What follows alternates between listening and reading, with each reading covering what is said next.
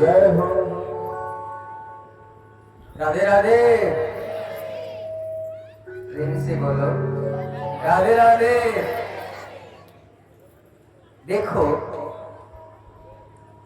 अपने सनातन संस्कृति को नहीं भूलनी चाहिए। तुम अमेरिका चले जाओ, अफ्रीका चले जाओ,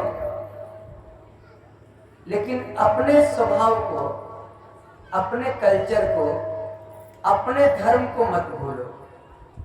चाहे कोई भी हो, जिसका जो धर्म है, धर्म कहते हैं कर्तव्य को।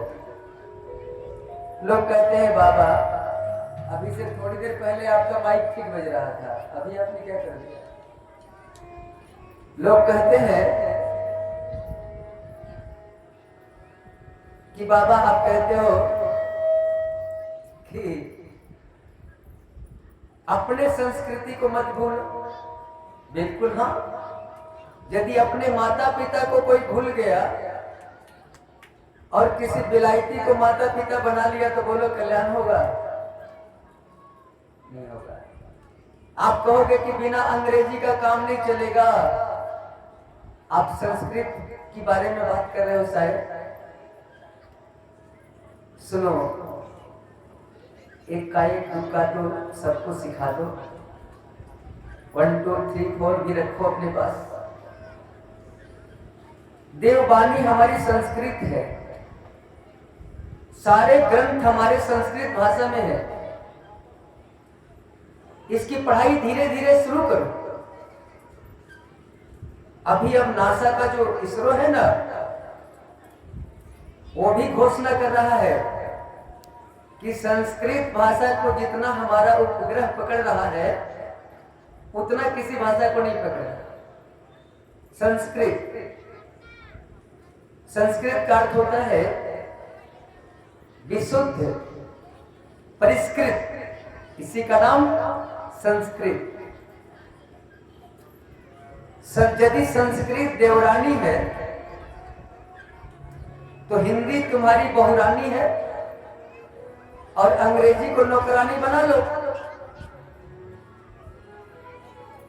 क्योंकि बिना नौकरानी का तो काम चलेगा नहीं, जो कि थोड़ा बदल गया। तो अंग्रेजी को नौकरानी बना लो, संस्कृत को देवरानी बना के रखो, हिंदी को बहुरानी बना के रखो। सिस्टम से चलो, नहीं तो गड़बड़ी पैदा हो जाएगी। अपने बच्चों पर खूब अंग्रेजी सिखाओ, दिस दैट खूब सिखाओ, लेकिन कम से कम अपनी संस्कृति से उसे पहचान बना के रख। नहीं तो एक ऐसा दिन आएगा कि अभी तो थोड़ा वृद्धाश्रम खुला हुआ है ना तुम्हारे हिंदुस्तान में, हर गांव में वृद्धाश्रम खुल जाएगा। क्योंकि ये विदेशी मिशनरियां जो है ना, एक पैसा कमाना तो सिखा देगी, लेकिन प्रेम हटा देती है। और हमारा हिंदुस्तान प्रेम पर चलता है, इसलिए उसे खत्म मत होने दो।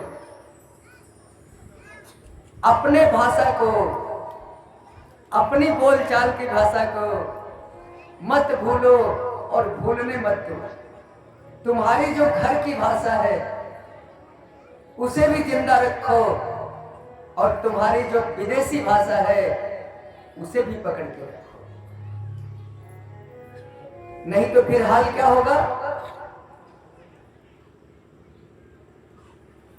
हाल यही होगा कि ना इधर के रहे ना उधर के रहे,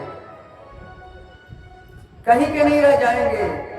हमारी वो दुर्गति होगी। इसीलिए हम जैसे लोग इस व्यास मंच पर आने लगे। कोई आवश्यकता नहीं थी हमारी, लेकिन अपनों से अपनी बात करने के लिए इस मंच पर गृहस्थ आश्रम को भी आना पड़ा। ये हमारी व्यवस्था है,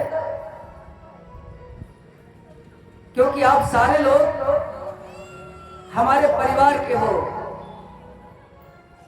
रास्ता भटक रहे हो। सब कुछ सीखिए, सब भाषा का ज्ञान रखिए, लेकिन अपने माता पिता को मत भूलो,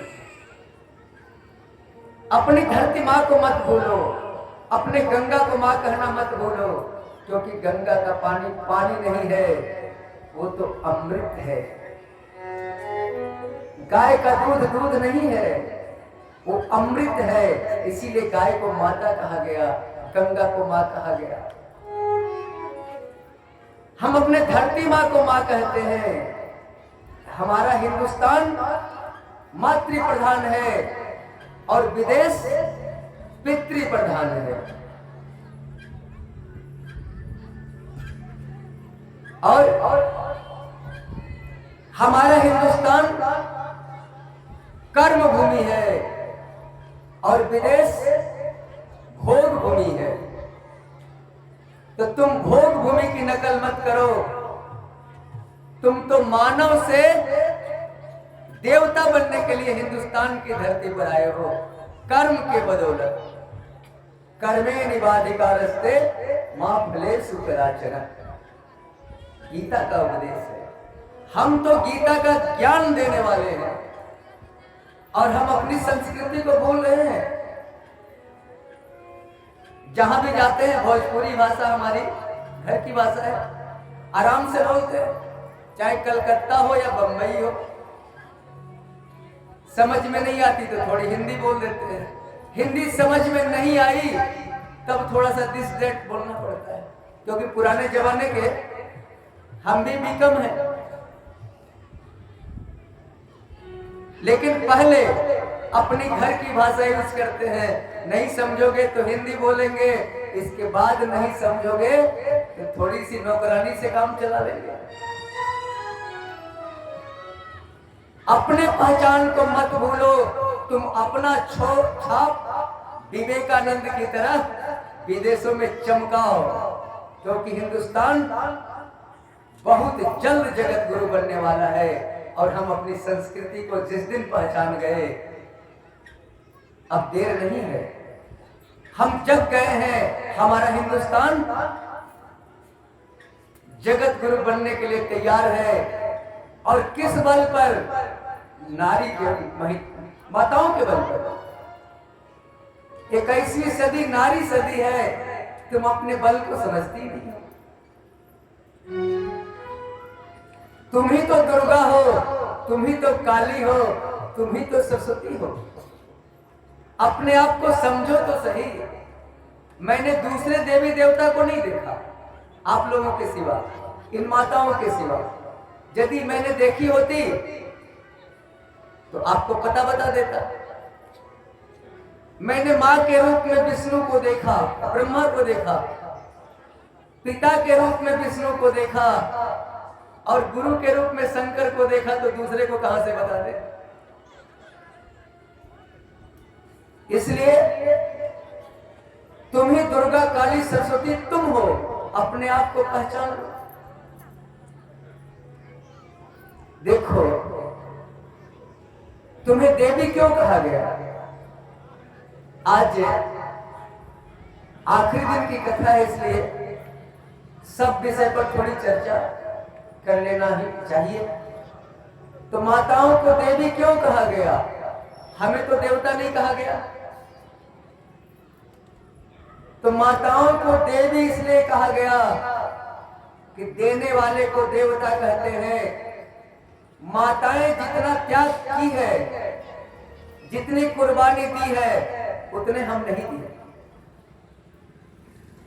माताएं अपने मैके से जब ससुराल चलती है तो अपने माता पिता की कुर्बानी देती है, क्या छोड़ देती है, अपने सखी सहेली को छोड़ देती है।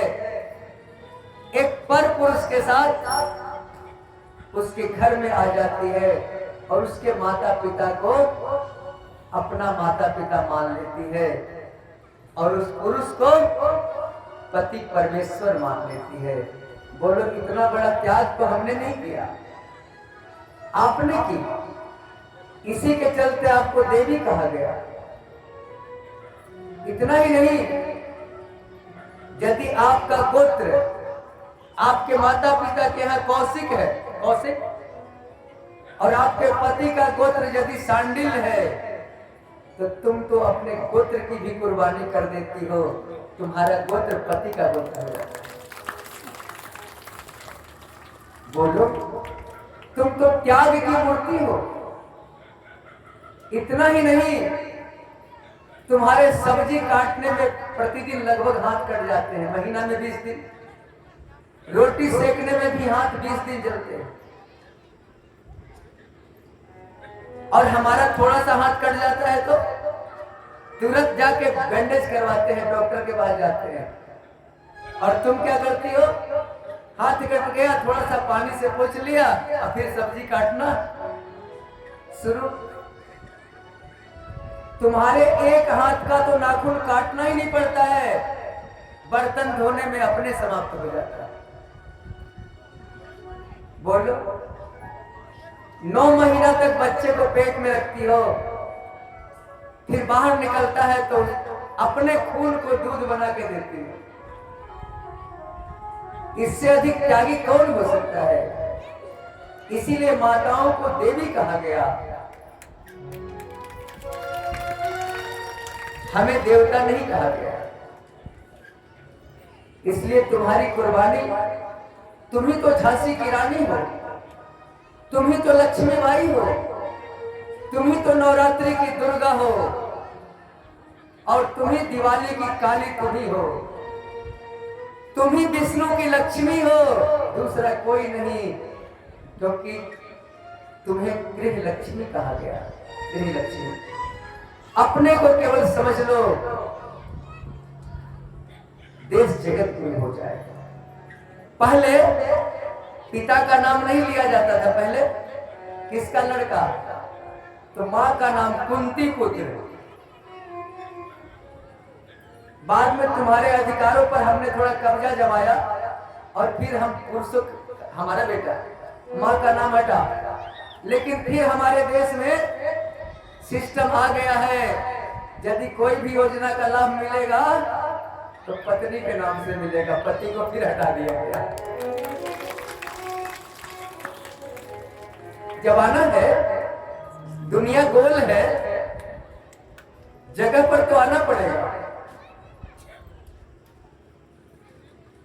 इसलिए चिंता की कोई बात नहीं, फिर तुम्हारा नाम आगे वाला है, आगे आ जाएगा, हमारा नाम पीछे चला जाएगा। अब जमीन जगह खरीदने जाओ तो पत्नी के नाम से खरीदोगे तो रजिस्ट्री में भी छूट मिलती है। क्योंकि जो सत्य है उसे कभी मिटाया नहीं जा सकता। सीताराम, राधे श्याम, वही फिर आने वाला है। और नारियों के बल पर ही हमारा देश जगत गुरु बनने जा रहा है। एक बार बोलो, भारत माता की, भारत माता की, भारत माता की। और आपके देवडाड़ में भी सनातन संस्कृति को सिखाने वाला एक विद्यालय है जिसका नाम है सरस्वती शिशु मंदिर। अपने बच्चे का कम पैसे में एडमिशन कराओ, भारतीय संस्कृति के करीब रखो, अपने बच्चे को प्रतिदिन हवन करना सिखाओ,